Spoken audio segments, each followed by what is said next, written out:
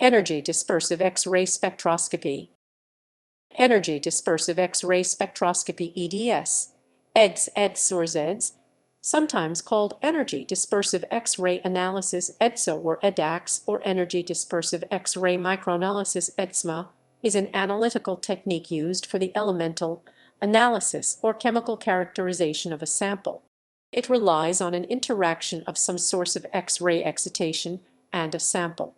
Its characterization capabilities are due in large part to the fundamental principle that each element has a unique atomic structure allowing a unique set of peaks on its electromagnetic emission spectrum, which is the main P. Main P. Main P. Main P. Main P. Main P. The peak positions are predicted by the Moseley's law with accuracy much better. To stimulate the emission of characteristic X-rays from a specimen, a beam of electrons is focused into the sample being studied. At rest, an atom within the sample contains ground state or unexcited electrons in discrete energy levels or electron shells bound to the nucleus. The incident beam may excite an electron in an inner shell, ejecting it from the shell while creating an electron hole where the electron was.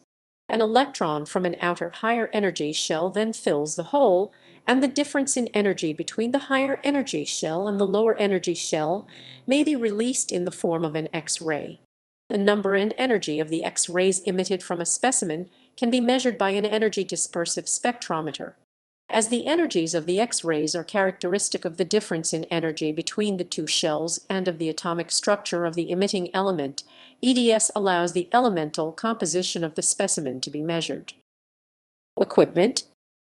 Four primary components of the EDS setup are the excitation source electron beam, or X-ray beam, the X-ray detector, the pulse processor, the analyzer. Electron beam excitation is used in electron microscopes, scanning electron microscopes SEM, and scanning transmission electron microscopes STEM. X-ray beam excitation is used in X-ray fluorescence XRF spectrometers. A detector is used to convert X-ray energy into voltage signals. This information is sent to a pulse processor, which measures the signals and passes them onto an analyzer for data display and analysis. The most common detector used to be lie detector cooled to cryogenic temperatures with liquid nitrogen. Now, newer systems are often equipped with silicon drift detectors SDD with Peltier cooling systems. Technological variants. The excess energy of the electron that migrates to an inner shell to fill the newly created hole can do more than emit an X-ray. Often, instead of X-ray emission, the excess energy is transferred to a third electron from a further outer shell, prompting its ejection. This ejected species is called an Auger electron, and the method for its analysis is known as Auger electron spectroscopy AES.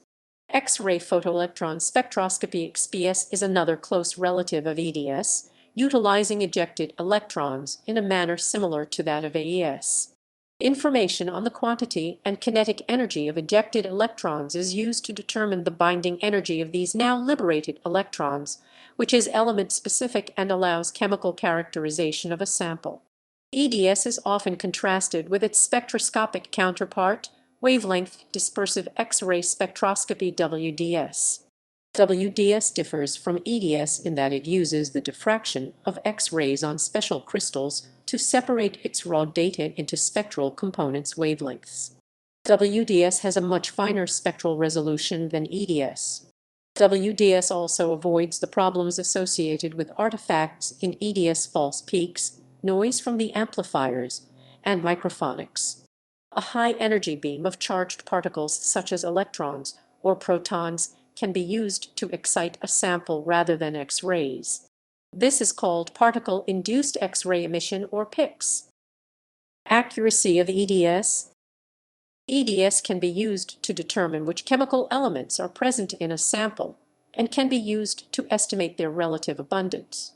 EDS also helps to measure multi-layer coating thickness of metallic coatings and analysis of various alloys.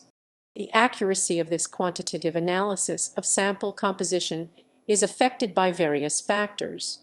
Many elements will have overlapping X-ray emission peaks, e.g. tan kb and vK, emin kb and pK.